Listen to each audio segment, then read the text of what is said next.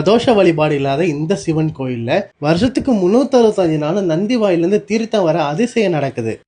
இந்த கோவில் சென்னை கோயம்பேட்டில இருந்து 75 கிலோமீட்டர் தொலைவில் ஆந்திர மாநிலத்துல நாகலாபுரத்துக்கும் பிச்சாட்டூருக்கும் நடுவில் ராமகிரின்ற ஊர்ல அமைஞ்சிருக்கு. இந்த கோவில்ல 8 வாரம் வந்து 8 சுத்தி 8 விளக்கு ஏற்றி ஒரு அர்ச்சனை பண்ணி நீங்க வேண்டிக்கிட்டீங்கன்னா நீங்க நினைச்சது நடக்குங்கிறது நம்பிக்கை.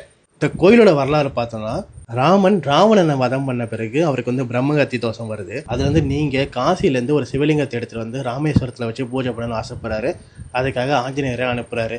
ஆஞ்சநேயர் காசியில் இருக்க காவல் தெய்வமான பைரவர்கிட்ட கேட்காம அங்கேருந்து ஒரு லிங்கத்தை எடுத்துட்டு வர பைரவர் கோபம் வந்து சூரிய பகவான் வர்ண பகவான் துணையோட ஆஞ்சநேயருக்கு மிகப்பெரிய தாகத்தை ஏற்படுத்துறாரு. கங்கை தேவி கிட்ட கேட்டு அங்க வர்ற வழியில ஒரு நீர்நிலையை உருவாக்க சொல்றாரு.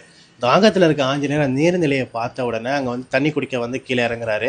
கையில் இருக்க லிங்கத்தை கீழே வைக்க முடியாதுன்றனால பக்கத்தில் இருக்க ஒரு சிறுவன்கிட்ட கையில் கொடுத்துட்டு இதை